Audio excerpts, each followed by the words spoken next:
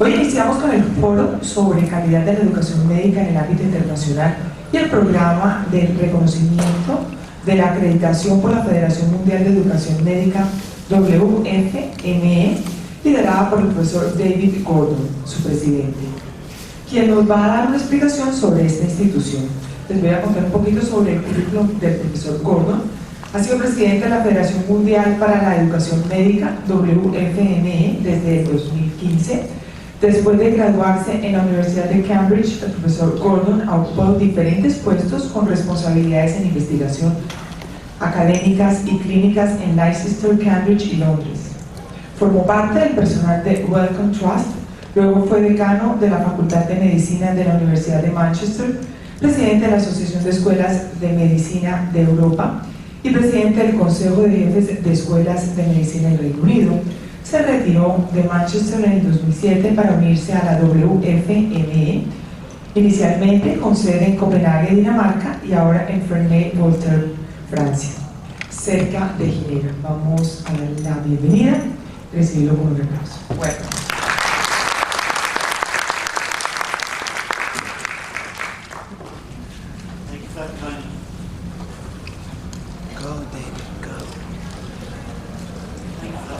Introduction. It's a very great pleasure to be here, and particularly grateful for the invitation for the World Federation to work together to make this session. I'll just give a brief introduction to how we have the session structured, and then I'll pass on to the next speaker. I'm going to say a few words, 5-10 minutes, just about what the World Federation for Medical Education is. Then my colleague Janet Grant will talk about the World Federation's standards for medical education and how we are thinking about the development of the next edition of those. I'll then talk about the World Directory of Medical Schools, not concentrating on the data that's in there, but explaining what it means to have an entry in the World Directory. And I'll show you some of the problems that we have.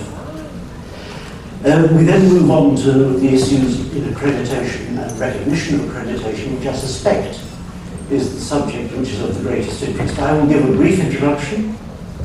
And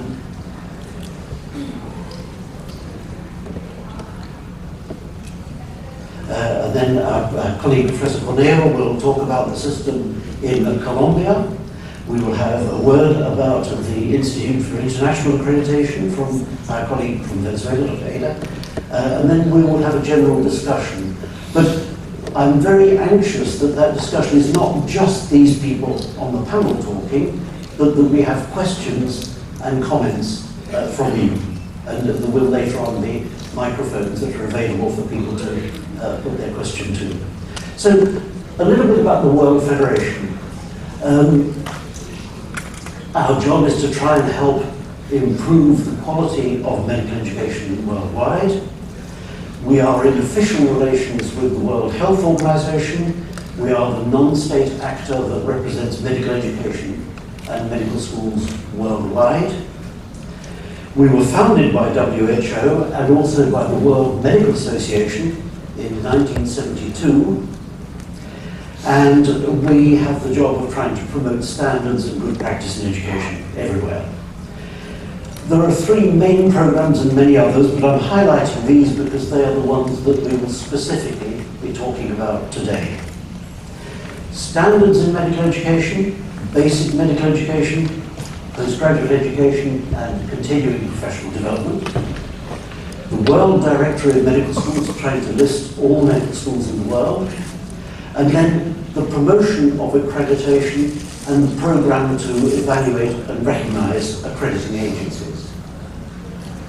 There's an important thing which we put on the website and explain, that we are not primarily concerned with the detail of education. We don't have very strong views about the structure of the curriculum or educational methods which we use. We're much more concerned with how good education is, how it's organized, how it's managed, how it is funded, and how it is, the whole process of running the medical school and the medical school system works. This is the World Federation Executive Council. They're the people who are actually responsible for the organization as a whole. And I won't point out everybody, but you can see that I'm there, and Bill Pinsky is there, and where are you, Ricardo? Ricardo is there, and many other friends.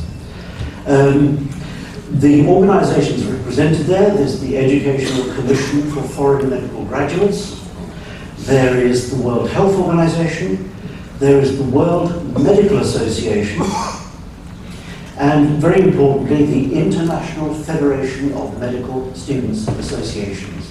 Valuable members and producing a lot of common sense. I'll mention two of the many other organisations we relate to. One is FAMA, the Foundation for the Advancement of International Medical Education and Research, and Dr. Pinsky talked about that yesterday. And just as an example of the other kind of organisation we talked to, this is an organisation with the acronym CDMF, which is the Association for French-Speaking Medical Schools Worldwide. And the other members of the Executive Council are the regional members representing medical education in different parts of the world. And of course there you can see PAFAMs listed amongst the others. So that explains a little bit about the World Federation. And what I'm now going to do is to hand straight on to my colleague, Professor Grant, who's going to talk about standards of medical education and planning for the next edition. Janet. Thank you very much. Well, that was your entertainment today. So, these are so annoying. I say it every time, they're made for men. There's nowhere for a woman to put in instance that doesn't destroy everything. So, if anybody wants a business proposition, making one of these for women, big thing. So, now, I'm going to talk about the WFME standards for medical education.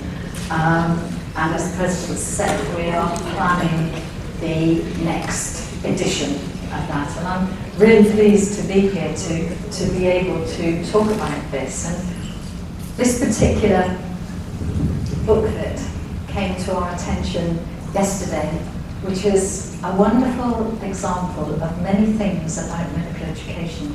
So this is Ascofame in 1962.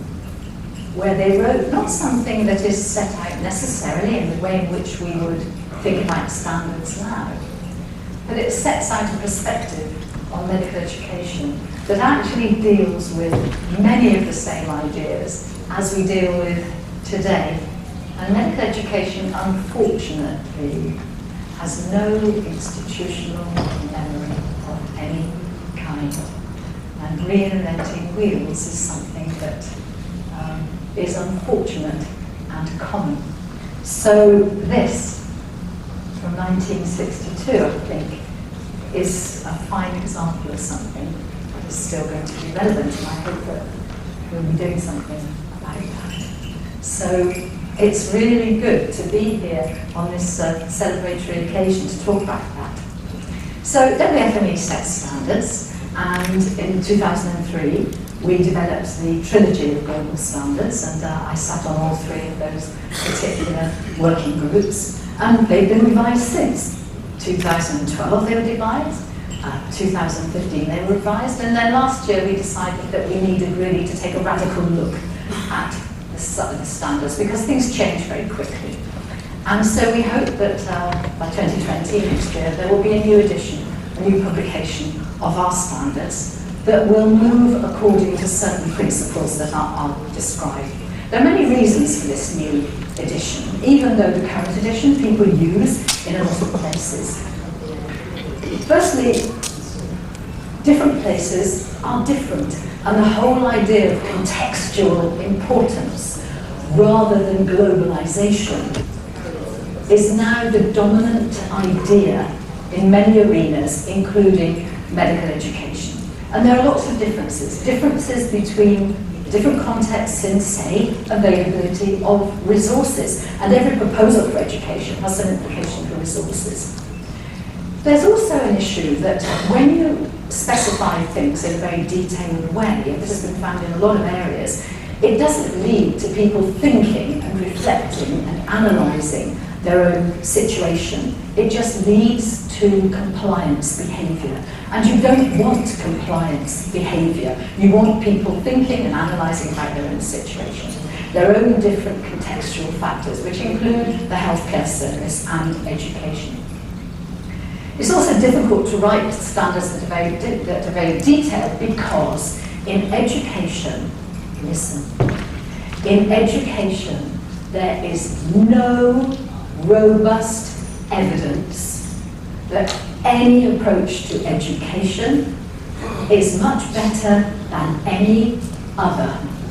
There's a bit of evidence that feedback is a good idea. I'm an educational psychologist, by the way. So there's a bit of evidence that feedback's a good idea, but there's no evidence that one form of curriculum, one teaching and learning method is better than any other. So that makes writing standards quite difficult if you're going to be very precise. Much of education is also culturally determined, contextually determined. There's also this little issue that colleagues in the United Kingdom have written about extensively, medical education imperialism. That standards tend to be written in the West, tend to be written in the North. They don't tend to come from the South and from the East. And if things are contextual, that's also a problem. So, standards can't be and shouldn't be prescriptive, but they can't be. So standards should allow and guide local institutions to make their own decisions and to defend those decisions about their own context and the best way of doing things. And those decisions will be about these 9 areas, and these are the 9 areas that the WFME standards actually set out. And for me, those 9 areas are very good. They provide a good analysis of everything that you need to think about in relation to education. But those standards within that structure must allow and guide people to think about what they want to do, make their own decisions and defend them.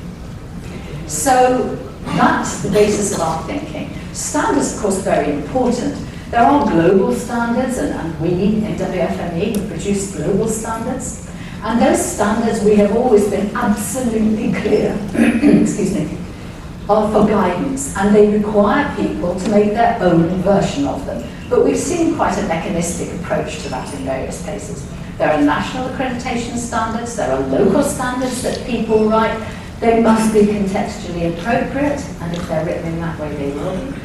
Standards are a communication of the mission and the vision of an institution, and they should lead to local management and team building to provide the education that you want to provide. And standards are there for local quality assurance and development, for documentation, for evaluation and so on. So they have a very central position, but there are problems with them. And very often standards come from a rather industrial mindset. Standards started in industry. The first standards that were ever set were about screw threads. That was the first set of standards ever. And eventually there were about 200 different standards for screw threads because there's so many different purposes of screws. So it leads to an industrial mindset and atomization, the detail. And people sit in rooms developing detail. And very often with the atomization and the detail, it's actually an oversimplification of the reality. The reality of education is very, very complex. Very complex. Because it deals with content, structure, process, culture, relationships, management, money, resources, the healthcare service in medical education. This is very, very complicated. And as I've already said, there is a highly imperfect knowledge base in education. We don't even know how to teach children to read. And we have been looking at how to teach children to read for much longer than we've been looking at medical education. That was my specialty before I came into medical education. We don't know how to teach children to read. So how on earth would we know how to make a doctor? There's no robust evidence at all. Social science in general has very few truths based in evidence. It's got a lot of truth, but not based in evidence. And standards that are very concise really don't reflect the diverse and the unique realities that every medical school, every discipline within every medical school actually has for itself. Every medical school in every country, in every region, in every part of the world, they're all different. So they very often have been quite insensitive to these environments, these cultural factors. Over-specification is something that comes from the industrial mindset. We must get down to detail so that people really, really know what we mean and can do it. Why? I have no idea. And if you do that, it leads to a lack of ownership. People need to feel that the standards belong to them because it's their work, in their context. They do it. Why would you take somebody else's values about what you do? You need it for yourself. And very often over-specified standards just suppress and stifle originality and creativity. And education needs originality, it needs creativity. It doesn't need lemmings leaping over the cliff. So, we also therefore don't want people to comply with something which isn't necessarily right for them. So standards must allow local decision making, be relevant, be contextually flexible. And appropriate standards, therefore, will not be a precise and detailed definition and statement. They will, however, have to do certain things. They will have to allow transparent regulation. We are in a bureaucratic era of regulation. And standards must enable that. They must ensure that institutions are equally accountable. Of course, that's about fairness. But they must at the same time give institutions autonomy in local decision making, leading to a variety of educational designs. If you go and everybody's doing the same thing, something is wrong. And they must offer guidance, therefore, on educational design, on the management of education and the quality assurance of education. Standards do not mean standardization. Standards should mean creativity and local relevance. So these are the issues that we've been thinking about in WFME. So given this, what type of standard might be appropriate? Well, standards have to reflect your chosen regulatory model, because standards and regulation these days are closely related. So there are different models of regulation. So you need to think, what is the model of regulation that we're dealing with here? And if you have one type of model, you might want one type of standard, and another type of model might lead to another. There are 4 different main models of regulation: process-based, principles-based, outcomes-based, and risk-based regulation. And these go in fashions and waves. Most of them came out of industry and finance. None of them has stopped the economic disasters that we have seen. I just say that. So, process-based regulation focuses on structures, how you're going to do things, and functions of educational programs, the numbers of this and the amount of that, and the ratio of this, and the square meterage of that, and the facilities. You have easily measured compliance, and therefore this might not necessarily be a good thing. So is it really very meaningful to say that you have to have 5 whiteboards, each with 3 blue pens? Possibly not. Principles-based regulation is different. This identifies high-level concepts of what people call good practice. We don't know what good practice is for the reasons that I've said, but what people regard at any one time in the development of educational history, what they regard as good practice, and that changes from time to time. And it leaves the details of delivery and interpretation to the institution. That means, of course, that evaluation, and therefore maybe regulation, is based on expert or some judgment. But this can facilitate new thinking, contextual appropriateness, and individuality, and we need that. But, you know, you have to make sure that they give that enough guidance is given if you're going for principles-based regulation. And then we have outcomes-based regulation, which focuses, in our case, what graduates can do, not how they learn to do it. So outcomes can be specific or general, and these days, you know, we have movements, don't we? In the 1950s, 60s, we had objectives, and then things moved, and then we've got competences, and then things moved, and then we've got EPAs, and then things will move, and it all moves with the era that we're in. And they can be specific or they can be general.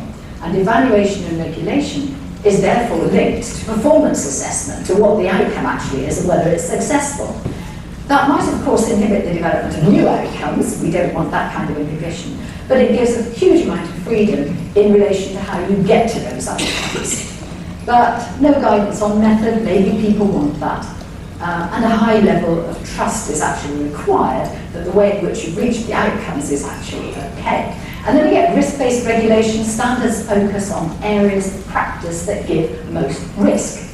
And I've sat as a non-executive director on boards in various areas where boards have tried to identify the risk in this insurance area or this legal area, wherever it is. That's quite difficult to do, and regulators can then, if you have a risk-based model, measure the extent to which graduates display risky behaviours. But I know from the law and I know from the health insurance industry that the identification of risky behaviours is very, very difficult. It's actually the model that failed to identify the banking risks that caused economic problems dramatically. So risk-based regulation is a bit tricky.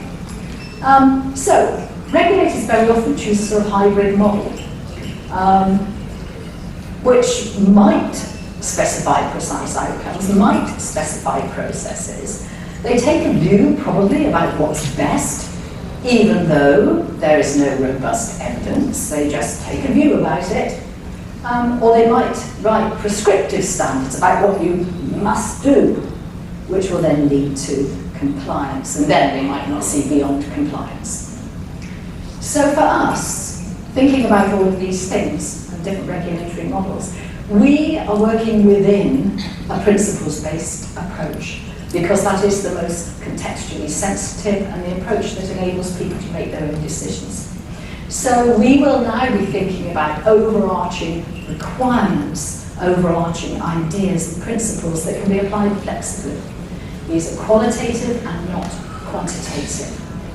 And it will engage institutions in making their own contextual decisions. So you will have to think, not just comply.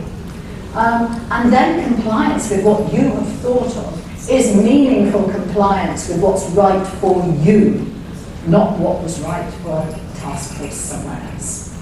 And so this will streamline requirements. It will reduce the complexity of the standards that we have and the atomization of those standards. And it's the basis for an open dialogue between the stakeholders, everybody who's interested in your education, and the regulators. So if we're going for a principles-based approach, then our standards have got to reflect that. And then we get choices. So there are lots of different types of standard that you can actually write. Process standards, how are things conducted? Content standards, what's offered? Outcome standards, what should be the result? Competence standards, what basic achievements will be demonstrated by students? And performance standards, how should the graduate behave? And there are fashions in all of these, but we had to think about these different types and what we would do. And WFME intends to prepare standards that will guide institutions to address all the necessary components of curriculum purposes, of outcomes and processes, and management and quality, enable each institution to reach its own contextually appropriate designs and processes, and enable regulators to make decisions about the quality of medical education offered. So now there is freedom to grow, freedom to take a view, freedom to be different, freedom to do what is right for you. So for us, an effective set of standards does this. It sets a framework for planning, analysis and development. Of course it covers the entire realm in those 9 headings, which make a wonderful framework and structure for standards. It doesn't address trivia, no kettle counting, no so many of this and so many of that. The standards must be manageable in number, and we've looked at this quite a lot in WFME. They must encourage local variation, local autonomy, local choice, and they must avoid bureaucratic and compliance responses. Because, as I've said, educational systems are complex. They're a series of interconnected and interdependent organisations and people and audiences and collaborations and partnerships and dependencies and employment and goodness knows what. Complex system is one where knowing the system itself is not enough to predict precisely what will happen. Complex systems are adapted and changed to achieve their goals, and standards should be able to do the same thing. And prescriptive standards cannot account for complex systems. So standards must allow some kind of analysis of the whole system. The problem for standard setters is this: that because there is no robust evidence base at all, and because education is a social science reflecting social values, you know, why all of a sudden did people start talking about learner-centeredness? Not that anybody knows what that means, but why on earth did anyone start talking about learner-centeredness? And why did that happen at the same time as we changed our children's upbringing patterns? When we stopped telling them what to do and getting them into routines and started asking these poor children what they wanted. Suddenly it was all about other-directedness. And this is reflected in education, and it's been reflected in all the fashions that go into every element of education, including standards. So there are fashions, but as I've said, please remember, there is no robust evidence to suggest that one educational approach is more effective than another. None. We can argue about that later if you like. So, setting prescriptive standards because of fashions is also time-bound, and that was another thing that we wanted to avoid in WFME. We wanted to avoid time-bound standards that didn't move with changing social values. And there always are dominant ideas held by the majority. A while ago it was about objectives, then it turned out to be competencies, or it was about PBL, or it was about integration, or it was about something or another, and now it's about EPAs. So there's always a dominant idea, learner-centeredness, or I don't know, you know what the dominant ideas are. They're the things that, you know, people suddenly say, and nobody says, what do you mean? It's just a dominant idea. So there are those dominant ideas, and then there are emerging ideas held by more and more people that, yeah, maybe that's quite right, maybe an analysis would suggest that there's a better way of thinking. But there are also oppositional ideas which say, no, that is absolutely wrong. And there are lots of oppositional ideas. Teacher-centeredness is wrong. I don't know what that means, but it's wrong. Lecturing is wrong. No, it's not actually. But there are these oppositional ideas. Lack of integration is wrong. And so then things change on the basis of lots of people saying something's wrong and not much else. And then there are alternative ideas, which are the ones that say, well, hold on, so this is maybe not quite right, let's look at this, let's think about it, and alternative ideas, that's nice. So we've got all of these, and standards must allow for differences in all these areas. The dominant, the emerging, the oppositional, the alternative, in context, or in conscious. So what standards should regulators set? Well, there are three approaches. You can specify absolute outcomes. You can do that. You can specify process standards, which allow medical schools to design exactly what they do, or you can have a combination of process and outcomes that says, this is where we want to get to, this is how we're going to get, that's backwards to you, isn't it? This is how we're going to get there. And then when you do that, you have to consider the types of compliance behaviour that each of these will introduce. So how can we do this? How can we develop contextually relevant standards within a global framework, in an accessible format, avoiding educational jargon because nobody knows what it means, avoiding being prescriptive and broad principles, guide local thinking, local analysis, local design, quality assurance, decision making, and develop a transparent system which schools can use and that can be developed so that they can be judged and regulated. So, contextual regulation, our regulatory model is principles-based. That's what we're assuming. Our standards are outcomes plus process-based. So we're asking, not telling.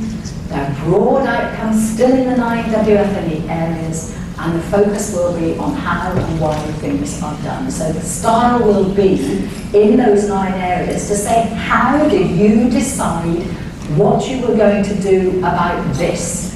What principles did you use in your curriculum development? And nobody must say, we did what everybody else is doing these days. What evidence and experience were gathered? How was your context taken into account? How was implementation managed? What decision was made? And we will provide guidance on options and so on, but maybe not too much. And these also need to have exploratory questions with regulators for quality assurance. So as an example, Area 1, mission and outcomes. In current standards, we could move things around, there are overlaps. We have 4 standards at basic level, 17 bullet points, 13 level 2 bullet points, 20 annotations. There are 8 standards in one small area, lots of contextual problems. They were prescriptive. Global health would be in every curriculum. Why? I don't know why. So, a lot of standards were outside the control of the medical school. Autonomy to design the curriculum. In some places that can't work. So that's more of a specification of standards. So the new edition of the contextual standards will state what an educator will say, state what an educational mission is. Ask the school to think through what it does, how it does it, why it does it, and how it will reach a consensus on that. And that's what our new standards will do. We will provide options and guidance and examples, but that's what we will do. We will address the 9 existing areas. We will not specify a particular practice for the reasons that you know. We will guide decision making. We will recognise diversity and difference and the need for local and contextual relevance. They will expect everyone to reach their own contextually relevant decisions, and we will move away from compliance. And that is what our standards will do, move towards local ownership and development of decision-making skills, which should result in a rich diversity of appropriate educational designs and practices.